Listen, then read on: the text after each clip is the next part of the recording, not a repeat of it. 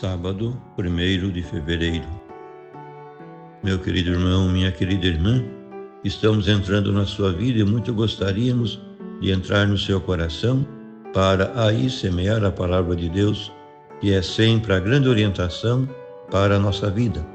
Nesse sábado da terceira semana do tempo comum, a liturgia nos apresenta o Evangelho de São Marcos, capítulo 4, versículos de 35 a 41.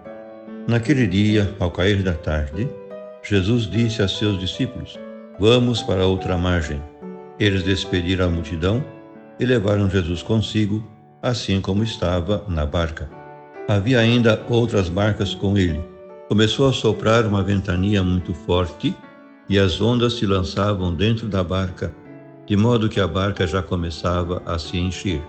Jesus estava na parte de trás, dormindo sobre um travesseiro. Os discípulos o acordaram e disseram: "Mestre, estamos perecendo, e tu não te importas?" Ele se levantou e ordenou ao vento e ao mar: "Silêncio, cala-te." O vento cessou e houve uma grande calmaria.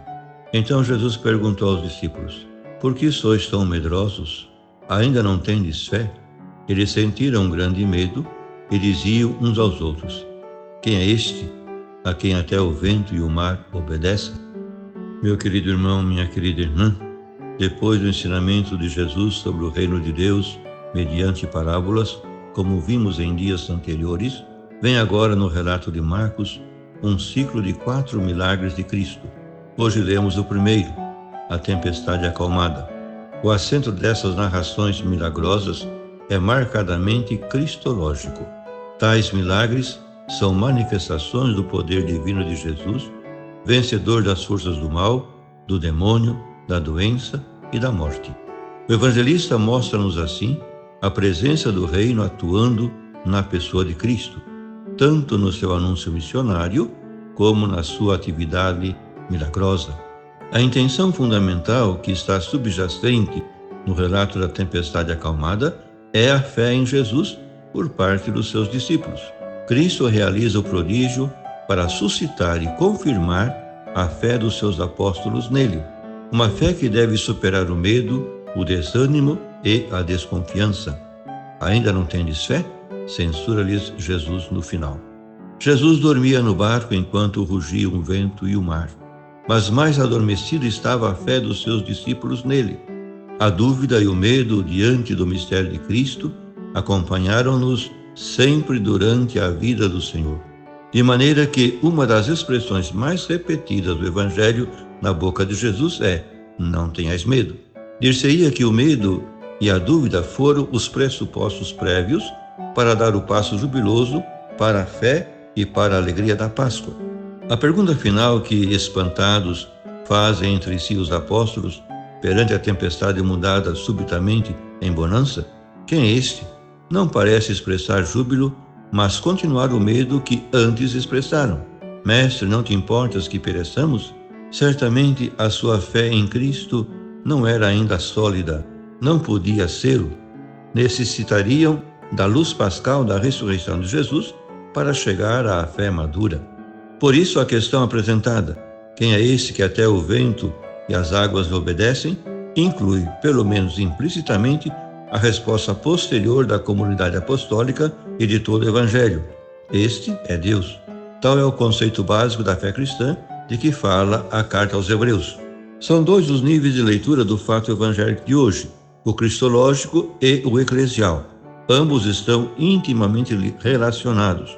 Não podemos ficar numa leitura meramente milagreira desta cena insólita, esquecendo que os evangelhos foram escritos a partir da fé e da experiência pascal dos apóstolos e da primitiva comunidade cristã.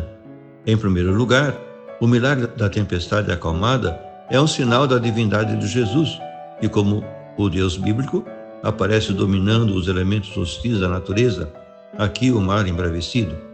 Desde a origem do mundo, o poder criador de Deus manifesta-se no seu domínio das águas e no seu domínio sobre o cosmos e os monstros marinhos, como o mítico Leviatã, que os Salmos e o livro de Jó recordam. Desse poder participa Cristo, que hoje se revela como Deus, é o primeiro nível. E daqui temos de passar para a leitura eclesial do episódio. Desde sempre, a tradição patrística viu uma imagem da igreja no grupo de discípulos que remam desesperadamente dentro do barco, agitado pela tempestade. Se este não naufraga, é porque vai na travessia, ainda que às vezes não captemos os sinais da sua presença pelo Espírito e julguemos que Deus dorme a sesta, deixando-nos sós diante do perigo. Mas não é assim. O passageiro que subiu à nossa barca não abandona nunca, vem disposto a correr a nossa sorte até o fim. É Jesus, o capitão, que toma fortemente nas suas mãos o leme e, apesar de tudo, levará a bom termo a barca da igreja. Por fim, rezemos. Hoje nós te dizemos, Pai, por Cristo teu Filho, Senhor da criação e vencedor do mal e da morte, ainda que às vezes nos esqueçamos, Ele vem ao nosso encontro na difícil travessia do mar da vida. Por que duvidar, homens e mulheres de pouca fé? Jesus acompanha-nos com a presença do seu Espírito e não nos deixa sós diante do perigo. Obrigado, Pai.